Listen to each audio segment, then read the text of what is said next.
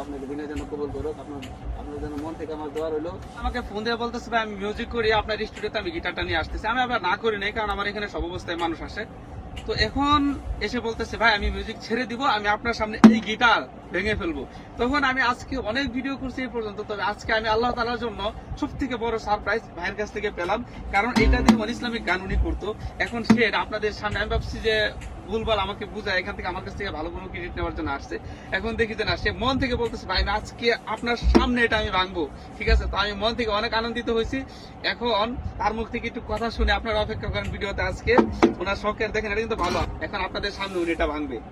তো এর আগে আপনার মুখ থেকে কিছু কথা শুনতে চাই। এই গিটারটা আমার অনেক প্রিয় গিটার ছিল, কারণ এই গিটারটা আমার কোনো একজন প্রিয় মানুষের ইয়ে ছিল, অনুরোধে আমি এই গিটারটা ইয়ে করছিলাম। তো যাই হোক, আমি গিটারটা এখন ভাঙবো আপনাদের সম্মুখে। তবে আমার নিজেকে এই গিটারটা ভাঙার সাথে সাথে আমাকে কিছুটা আমার মনে হচ্ছে যে আমি কিছুটা মানুষ হচ্ছি। আচ্ছা আচ্ছা, কারণ আমি এই গিটারটা আর মানে চাচ্ছি না। এখন কথা হচ্ছে গিটারটা নিয়ে তাহসিনের কাছে কেন আসা?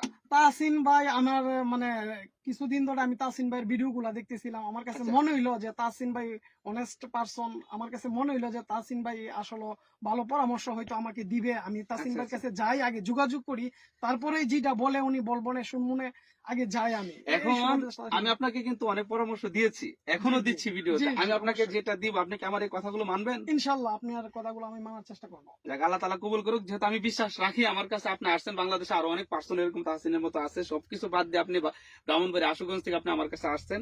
তো ইনশাল্লাহ এটা আগে ভাঙেন, তারপরে ইনশাল্লাহ ভালো পরামর্শ আপনাকে ব্যক্তিগতভাবে দিব ইনশাল্লাহ। তো আমরা এখন দেখবো যে উনি গিটারটা ভাঙবে। তো দেখেন, হ্যাঁ, আল্লাহু আকবার, মাশাআল্লাহ, মাশাআল্লাহ, আল্লাহু আকবার, আল্লাহু আকবার, আল্লাহু আকবার, আল্লাহ। সমস্যা নাই, সমস্যা নাই, দেখা গেল।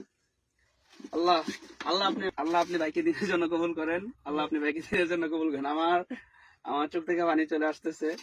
আসলে একজন মানুষ এভাবে দিনের পথে চলে আসা, আমি আপনাকে ইসলামিক অঙ্কনে যতটুকু সাপোর্ট দেওয়া দরকার আমি ইনশাল্লাহ আপনাকে দিব। আল্লাহ আপনাকে দিনের জন্য কবুল করুক। আল্লাহ।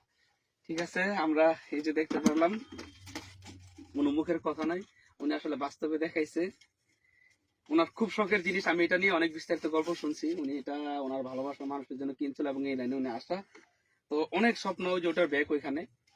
তো যাই হোক, আমি আজকে আর কথা বলতে পারতেছি না, শুধু সর্বশেষ এই কথাটাই করে আল্লাহ উপরে, আল্লাহ সবকিছু দেখেন। উনি যেন আল্লাহ তাআলা ওনাকে এই ত্যাগের জন্য যেন দিনের পথে কবুল করেন, এবং ওনার ইচ্ছা হচ্ছে এরপর থেকে উনি ইসলামিক গজল করবে, আল্লাহ তাআলা যেন ওনাকে কবুল করেন। সবাই বলে আমিন। আল্লাহ হাফেজ, আসসালামু আলাইকুম ওয়া রাহমাতুল্লাহ।